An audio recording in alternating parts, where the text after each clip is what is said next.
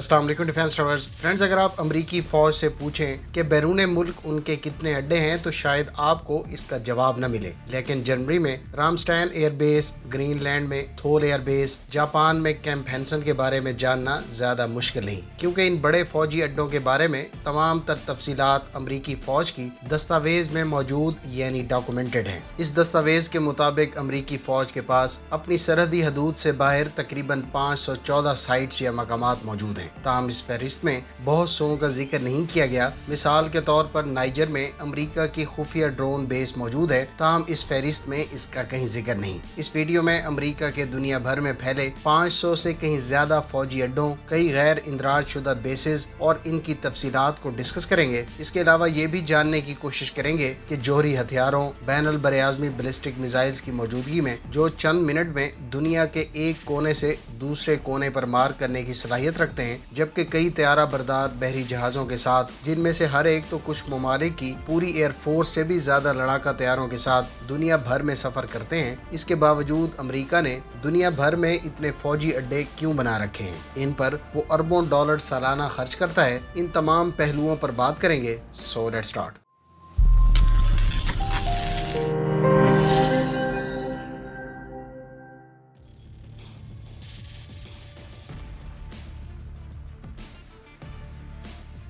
फिर अमेरिका के पास ऑस्ट्रेलिया के शुमाली इलाके में मसनूई सैयारे की निगरानी की सहूलत मौजूद है। ये इतनी मशहूर जगह है कि इस पर एक तसव्वुराती टीवी शो भी रिलीज किया जा चुका है, लेकिन फहरिस्त में इसका कहीं जिक्र नहीं मिलता। शाम में अमेरिका के पास 10 से ज़ायद ठिकाने मौजूद हैं, लेकिन इस लिस्ट में इनकी तफसीलात दर्ज नहीं। दरहकीकत इस फहरिस्त के मुताबिक अफ्रीका में महकमा दिफा की सिर्फ 4 तनसीबात हैं, जिनमें से जबूती में एक बेस, एसेंशन आइलैंड में बरतानिया के साथ मुश्तरका अमरीकी अड्डा, नेशनल सिक्योरिटी एजेंसी की कीनिया में एक साइट और मिस्र में एक नेवल मेडिकल रिसर्च सेंटर शामिल हैं। लेकिन अगर आप कदरे गहराई से अनक्लासिफाइड अस्करी दस्तावेजात के ज़ख़ीरे पर नज़र दौड़ाएं तो आपको एक प्रेजेंटेशन की स्लाइड देखने को मिलेगी, जिसमें अफ्रीका में 34 अमरीकी फ़ौजी तनसीबात को वाज़े तौर पर दिखाया गया है। इसी तरह की खुफिया या गैर इंदराज शुदा तनसीबात से बखूबी अंदाज़ा लगाया जा सकता है कि 514 फ़ौजी अड्डों का नंबर हकीकत से कोसों दूर है और असल तादाद इससे कहीं आगे है।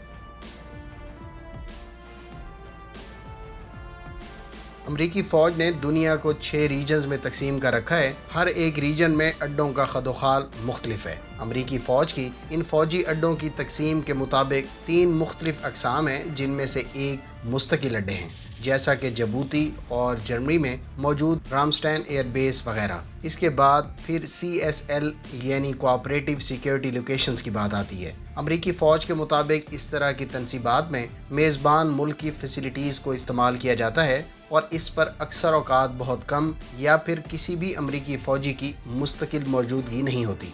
लेकिन CSL अमेरिका के लिए फ़ायदा मंद है, क्योंकि ना तो इन पर अमेरिका का कोई सरमाया खर्च होता है और ना ही ये आम तौर पर ख़बरों की जीनत बनते हैं, क्योंकि बहरहाल फ़ौजी अड्डा दोनों अमेरिका और मेज़बान मुल्क की आवाम के लिए एक नापसंदीदा जगह है, जिस पर मकामी प्रेस की भी नज़र रहती है। इसके बाद बारी आती है हंगामी मकामात की। ऐसे मकामात को कई तरह के मायनों में इस्तेमाल किया जा सकता है, लेकिन आमतौर पर ऐसी जगहों को टेम्परेरी या ऑन गोइंग मिशंस के लिए इस्तेमाल किया जाता है। मिसाल के तौर पर गारवा कैमरून में अमेरिका ने कैमरून को बोको हराम के ख़िलाफ़ लड़ाई में रसद और इंटेलिजेंस की फराहमी के लिए तश्कील दिया है। लेकिन अगर फ़ौज की ज़बान से हट कर देखें तो दरअसल ये एक ड्रोन बेस है।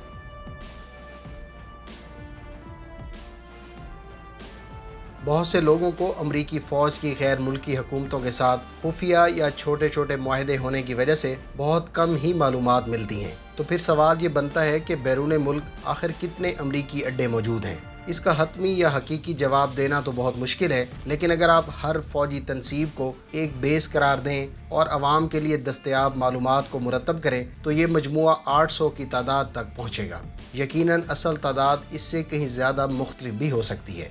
लेकिन अगला सवाल जो अमरीका की बैरून मुल्क मौजूदगी के बारे में पैदा होता है वो ये कि जोहरी हथियारों के दौर में जो 1 घंटे में ज़मीन पर किसी शहर का कला कमा कर सकते हैं, इसी तरह से तैयारा बरदार बहरी जहाज़ जो कुछ ममालिक की पूरी फ़िज़ाइया से भी ज़्यादा तैयारों के साथ दुनिया भर में सफ़र करता है, फिर फ़िज़ाइया के मुसाफिर हवाई जहाज़ जो चंद घंटों में ہزاروں فوجیوں کو زمین پر کسی بھی ملک میں لے جانے کی صلاحیت رکھتے ہیں، یہ تمام تر ایسٹس ہونے کے باوجود امریکہ کیوں پریشان ہے؟ وہ ان اڈوں پر اتنا پیسہ کیوں خرچ کرتا ہے؟ اور اس میں سے کئی تو اس کے اپنے اتحادیوں کے ممالک میں موجود ہیں جن کی دیکھ بھال پر اربوں ڈالر ہر سال خرچ ہوتے ہیں۔ میرے مطابق تو یہ امریکہ کی اس پالیسی کا حصہ ہے کہ اسے جہاں سے بھی کوئی خطرہ محسوس ہوتا ہے وہ اس خطرے کو اپنی حدود تک پہنچنے سے پہلے ہی ختم کرنے کے لیے ان اڈوں کو استعمال کرتا ہے، اور یوں اس کو نسبتاً اپنی کم فوجی طاقت استعمال میں لانی پڑتی ہے، کیونکہ ان فوجی اڈوں سے سامان رس پہنچانا بھی جلد اور کم خرچ ہوتا ہے۔ میرے نزدیک دوسری بڑی وجہ دوسرے ممالک میں رہ کر نہ صرف جاسوسی کو یقینی بنانا ہوتا ہے، بلکہ کچھ ممالک میں ان اڈوں سے سیاسی اور علاقائی معاملات میں مداخلت بھی نسبتاً آسانی سے کی جا سکتی ہے۔ تیسری بڑی وجہ ان اڈوں کی موجودگی سے امریکہ دنیا بھر میں اپنی پاور دکھانے میں بھی کامیاب ہوتا ہے۔ اسی طرح دنیا بھر میں پھیلے اڈوں اور عسکری اثاثوں کی موجودگی پر اس کا دنیا بھر کے ممالک اور بہت سی اقوام پر رعب طاری رہتا ہے۔ پھر آخری پوائنٹ دیکھیں تو یہ اڈے مختلف ممالک کے خلاف جاری آپریشنز میں بہت مددگار ثابت ہوتے ہیں۔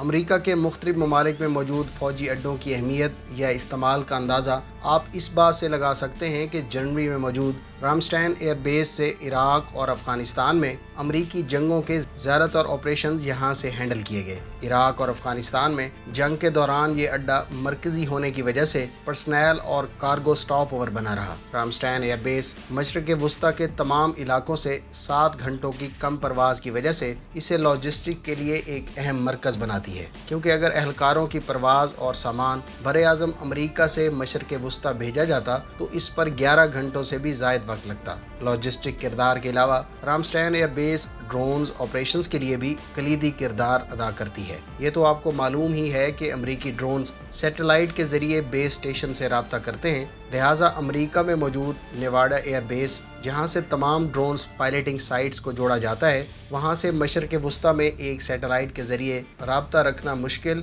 اور زیادہ وقت لیتا ہے۔ اس صورتحال کو مد نظر رکھتے ہوئے transatlantic fibre optic cable کے ذریعے سگنل امریکہ سے رامسٹین جاتے ہیں، جہاں سے اسٹیشن پھر سگنل کو مصنوعی سیارے کو بھیجتا ہے، اور مصنوعی سیارے سے یہ پھر مشرق وسطیٰ میں موجود ڈرون کے ساتھ بات چیت کرتا ہے۔ آپ یہ کہہ سکتے ہیں کہ رامسٹین فوجی اڈے کے بغیر یہ ڈرونز اتنے مفید نہ رہتے۔ اگر ہم سائز کے لحاظ سے دیکھیں تو رامسٹین اور اس خطے میں موجود دیگر امریکی فوجی اڈے امریکہ سے باہر سہولیات اور تعداد کے اعتبار سے دنیا کے سب سے بڑے فوجی اڈوں میں شمار ہوتے ہیں۔ جرمنی کے شہر رامسٹین اور دیگر آس پاس کے علاقوں میں ٹوٹل 1 لاکھ نفوس مستقل رہائش پذیر ہوں گے، لیکن یہاں اس بیس پر ایک وقت میں 50,000 سے زائد امریکی پرسنل موجود ہوتے ہیں۔ یہی وہ وجہ ہے جو رامسٹین ایئر بیس کو یورپ میں امریکی شہر بناتا ہے۔ اس ایئر بیس میں آپ کو بہت سی امریکی ریسٹورانٹس کی چینز دیکھنے کو ملیں گی جو آپ کو جرمنی میں اور کہیں نہیں ملیں گی۔ اس کے علاوہ American post office, grocery stores, American high school, 4 بیس بال اور 2 امریکن فٹ بال کے میدان وغیرہ قابل ذکر ہیں۔ اس کے علاوہ امریکن طرز کے گھر، یونیورسٹی آف میری لینڈ، سینٹرل ٹیکساس کالج وغیرہ کے کیمپس بھی اس ایئر بیس پر موجود ہیں۔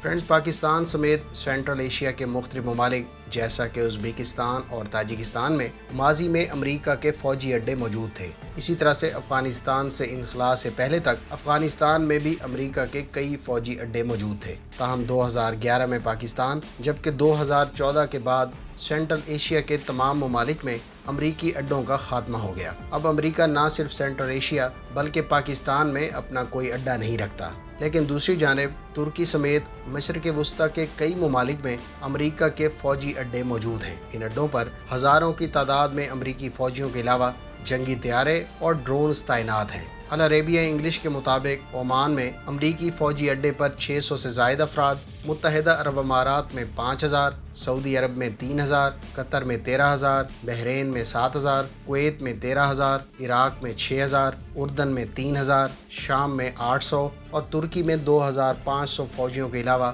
جوہری ہتھیار بھی موجود ہیں۔ ان تمام اڈوں پر امریکی فوجیوں کے علاوہ فائٹر ایئر کرافٹس، بمبار طیارے اور ڈرونز مستقل بنیادوں پر تعینات ہیں۔ تاہم عراق اور شام کے بارے میں اطلاعات ہیں کہ یہاں سے امریکہ کے زیادہ تر فوجی واپس جا چکے ہیں۔